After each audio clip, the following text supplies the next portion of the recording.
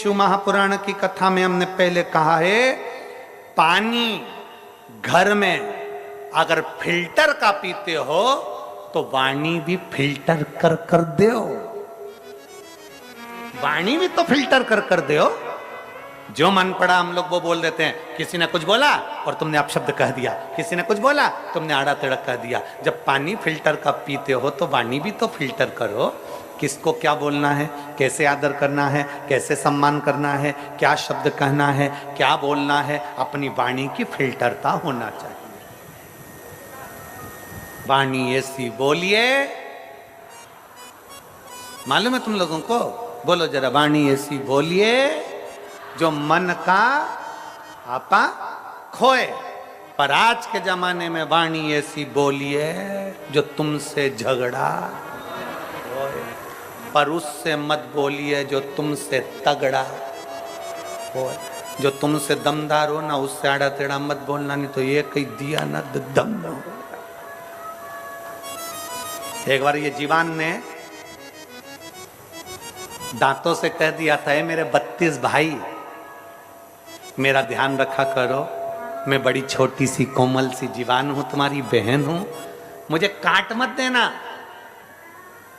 32 दांतों ने कहा, बहन तेरी सौगंध, हम तुझे नहीं काटेंगे, पर बहन तेरे से निवेदन है तू अपने 32 भाइयों का ध्यान रखना, किसी को आड़ी टेढ़ी मत बोल देना, नहीं तो एक ही में 32 की 32 निकल जाएगा।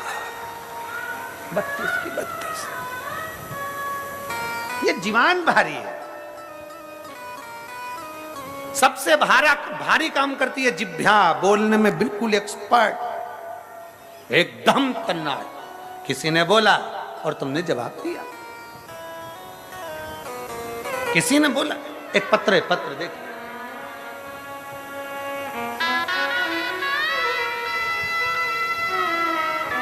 मेरा नाम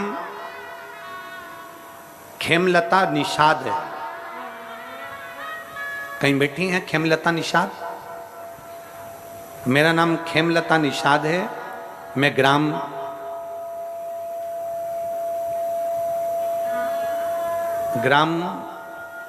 उस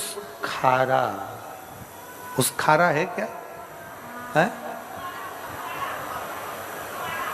उस खारा, जिला बालोद है। तुम समझ गए ना? हाँ जाने दो तो फिर तो। उस खारा जिला बालोद की रहने वाली हूँ। कहीं बैठी हो तो हाथ हिला सकती हैं, दिखी हैं? हाँ आ जाओ, एक बेलपत्र ले जाना, आ जाइए।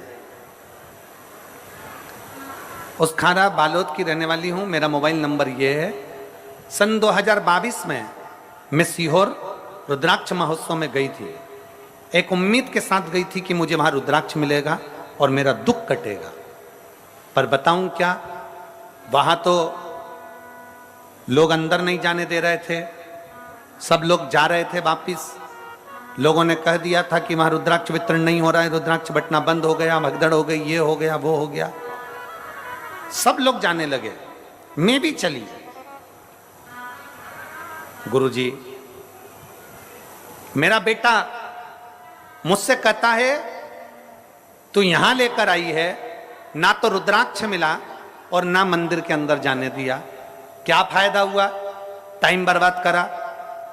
मैं दुखी हो गई। मैंने मंदिर के अंदर तक नहीं गई और मंदिर की चौखट पे से ही एक कंकर उठा लाई। और कंकर उठाकर लाई तो पुलिस वाले मना कर रहे थे, चलो जाओ यहां से, चलो जाओ यहां से। तो हम वहां से कंकर उठाकर लेकर आ गए। रोते रोते हम अपने घर पर आ गए और वापिस हम कुबेर भंडारी के दरवाजे पर नहीं गए। हम बाबा का कंकर लेकर आए और बाबा से कहा, बाबा मैं मेरे बेटे को लेकर आई हूं इसलिए कि इसकी सरकारी नौकरी लग जाए। ये अप्लाई कर करके थक गया है, इसकी नौकरी नहीं लगती है। गुरुदेव, मेरा बेटा मुझको ही कह देता था कि भगवान कुछ नहीं करता, पर मैं अपने बेटे से कहती थी, वो सियोर वाला महाराज कहता है ना कि शंकर सुनता है, सुनेगा जरूर। सियोर वाला महाराज कहता है कि कुबरेश्वर धाम की धरा से कोई खाली नहीं जा सकता, तो बाबा बुलाएगा जरूर। गुरुजी, हम कंकर उठाकर लेकर आ गए और कंकर लाकर हमने अपने घर में रखकर उसकी पूजन चालू कर दी। मैं अपने बेटे से कहती कि इस पे जल चढ़ा, बेटा नहीं चढ़ाता। एक बार मेरा बेटा जिद पर अड़ गया कि मां अगर तू कहती है कि सियोर वाला महाराज कहता है कि 3 महीने तक शंकर पर जल चढ़ाया गया, शिव जी सुनते जरूर हैं। तो बेटा कहता है एक बार मैं भी एक कंपटीशन एग्जाम देता हूं और शंकर को जल चढ़ा कर देखता हूं, 3 महीने में सुन लेगा